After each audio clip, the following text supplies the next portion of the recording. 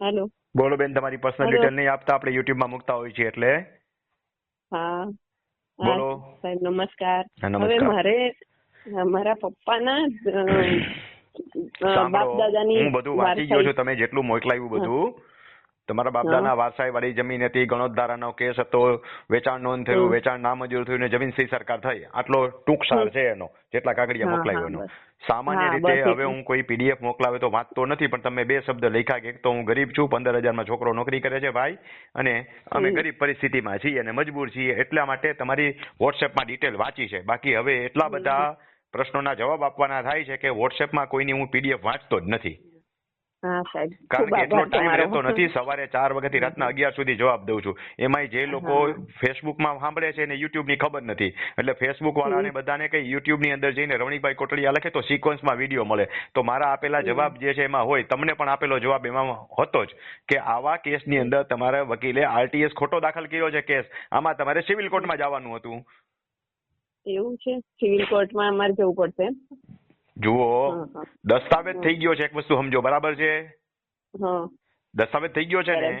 હવે દસ્તાવેજ રદ કરવાના અધિકાર કોને છે? માત્ર ને માત્ર સિવિલ કોર્ટને છે. એટલી તો સામાન્ય બુદ્ધિ છે.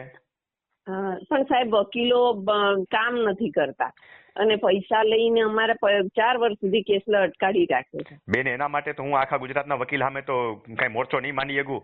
મારે જે કરવાનું છે હું એટલું કરું છું, ખેડૂતોને સાચું માર્ગદર્શન આપું છું. આ મારું કામ છે. વકીલોની ફરિયાદ તમે મને કરો તો હું કાંઈ ન કરી શકું એમાં. એટલા માટે તો હું તાલીમ કેમ ચલાવું છું. સાંભળો, એટલા માટે તો હું તાલીમ કેમ ચલાવું છું. કોઈ ખેડૂતો જાતે આવે, થોડું શીખે તો કોઈ એને, જો આ દુનિયામાં બધાય હવ ધંધો કરવા બેઠા છે, અજ્ઞાનતાનો લાભ બધાય લે. તમે ભંગાર ખાલી દેવા જાશો ને તો તમારો કોપરનો ભાવ લોખંડમાં જોખી લે છે. ભંગારીયો વાઘ હોય રેકડી વાળો, એ તમને ચૂનો લગાવી જાય છે. તો ભણેલ ગણેલ માણસો તો કરશે જ. આપણને ખુદને થોડું નોલેજ હોવું જોઈએ. એ નોલેજ નહીં હોય ત્યાં સુધી દરેક માણસ છેતરાશે. આ વર્લ્ડ દુનિયા આખાનો નિયમ છે. સિટીમાં રહીને મોટા થયેલા ને એટલે અમને ગામડાની કોઈ પદ્ધતિ કે કશી જ ખબર નથી પડતી કે અમે ગામડાવાળા કરતા તો સિટી વાળા હોશિયાર હોવા જોઈએ. આપણે ગામડાવાળાને ગોગા કહીએ છીએ. પણ અમને કોઈ આ કાયદેસરનું જ્ઞાન જ નથી કે અમે. જો બેન, એક વસ્તુ ચોખ્ખી છે, એક જે માણસ અજ્ઞાન છે એની અજ્ઞાનતાનો લાભ આખી દુનિયા લે, એ તો સીધી હિસાબ છે કે નથી? એમાં આપણે ગામને ફરિયાદ કરીએ તો ભગવાન ઉપરથી આવે તો એ મદદ ન કરીએ કે તમને. એટલે તો આ અભિયાન હલાવું છું કે ખેડૂતોને જાગૃત કરું છું, તાલીમ આપું છું, રેવન્યુનું માર્ગદર્શન આપું છું. જે ફેસબુકમાં સાંભળે છે એને રેગ્યુલર ખબર નથી તો એને કહું છું કે ભાઈ યુટ્યુબની અંદર જે રમણીકભાઈ કોટડિયા લખો, એટલે સિક્વન્સમાં મારા વિડીયો મળશે. જે તાલીમ કેમ્પમાં નથી આવી શકતા એ ક્રમશઃ વિડીયો હું યુટ્યુબમાં મૂકું છું, એટલે ઘેરે બેઠા માણસને ગંગાની ઘોડે પુણ્યનો લાભ મળે. બરોબર છે? હવે તમને કઈ તાલીમ કેમ્પમાં આવવાનું કહેતો નથી, લેડીઝ છો એટલે. હવે તમારે કઈ પૂછવું હોય તો પૂછી લો. તમને મેં જવાબ તો આપી દીધો જો સમજાઈ ગયો હોય તો. બસ, એટલે સિવિલ કોર્ટમાં જ જવું પડશે એમ ને? સિવિલ કોર્ટમાં જાવ, શક્યતાઓ ઓછી છે કારણ કે સમય ખાસો વયો ગયો છે. જમીન શ્રી સરકાર થઈ ગઈ છે, એટલે સિંહના મોઢામાંથી શિકાર પાછો ખેંચવા જેવી વાત થઈ. પણ એકમાત્ર ઉપાય એ જ છે, એ સિવાય એકય નથી. ખર્ચો કરવાની કેપેસિટી હોય તો જાજો. બીપીએલ કાર્ડ હશે તમારી પાસે તો જિલ્લા કાનૂની સહાય કેન્દ્રની અંદરથી મફત સેવા મળશે તમને વકીલ તરીકેની. છે બીપીએલ કાર્ડ? ના, બીપીએલ કાર્ડ તો બ્રાહ્મણ તરીકે અમને મળે નહીં ને. બધાને મળે. કોને કીધું બીપીએલ કાર્ડ બીજાને જ મળે? બીપીએલ કાર્ડ બધાને મળે. ગરીબ હોય એને બધાને મળે. એમાં સવર્ણ કે પછાત કે એવું કઈ લાગુ પડતું જ નથી. તો તમારું નોલેજ એના કરતા કાચું છે. કેટલું ભણેલા છો તમે? 10. તો તમારું નોલેજ બેન કાચું છે. બીપીએલ છે ને એ ગરીબ માણસની વ્યાખ્યા છે. એમાં જ્ઞાતિની વ્યાખ્યા ક્યાંય છે જ નહીં.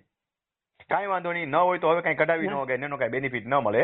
આ તો તમારી ભૂલ સુધારી. એટલે યુટ્યુબમાં બીજા કોઈ સાંભળતા હોય તો એ ગેરમાર્ગે ન દોરાય ભાઈ વાણિયા, બ્રાહ્મણ, પટેલ, ક્ષત્રિય એને બીપીએલ કાર્ડ ન મળે એવી માન્યતા હોય તો નીકળી જાય. એટલે આટલી ચોખવટ કરી. બરાબર. બોલો, બીજું કઈ પૂછવું હોય તો કઢાયા નથી. બસ આ કાર્ડ કઢાયું નથી એવું.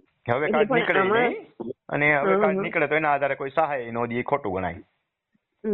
બીપીએલ કાર્ડ હોય તો જિલ્લા કાનૂની સહાય કેન્દ્રની અંદરથી તમને મફત વકીલ સેવા મળી શકે. સમજાણું? સેવા મળી શકે. બીપીએલ ન હોય એને ન મળે.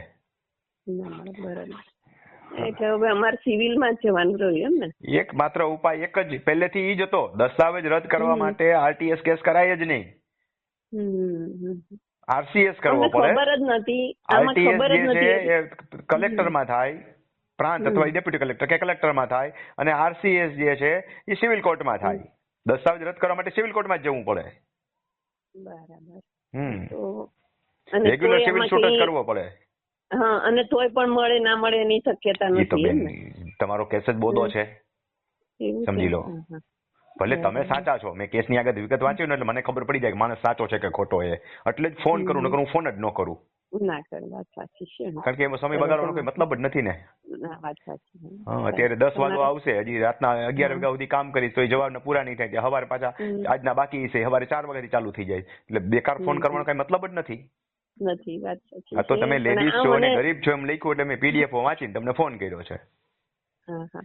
એટલે એક માત્ર મને ઉપાય એમ પહેલા થાય કે આમાં કંઈક મળે. ઈ જ હતો કે તમે ખોટી જગ્યાએ ગયા, આરટીએસ કેસ ખોટો દાખલ કર્યો, એ તમારા વકીલની ભૂલ, તમારી ભૂલ જે ગણો તે. દસ્તાવેજ રદ કરવા માટે હંમેશા સિવિલ કોર્ટમાં જવું પડે. એ અધિકાર કલેક્ટરને છે જ નહીં દસ્તાવેજ રદ કરવાનો અધિકાર. સિવિલ કોર્ટ સર્વોપરી કહેવાય. સિવિલમાં પણ હવે જઈએ ને ના થાય તો આપણા પૈસા પડી ગયા એવું જ થાય ને. તો નીચે પડી જ ગયા, નીચે તો ખોટી રીતે જ પડ્યા. હા, પડી જાય. બરોબર, કેટલા ખર્ચા નીચે? નીચે 2 વખત અમે ગયા પણ કોઈ વકીલે પૈસા લીધા પણ કઈ કર્યું નહીં. એ હવે તમારા નસીબ, બીજું તો હું કહું. કઈ વાંધો નહીં, જવાબ તો સમજાઈ ગયો ને તમને? હા, સમજાઈ ભલે આવજો. ગયો. ચલો સર, આવજો.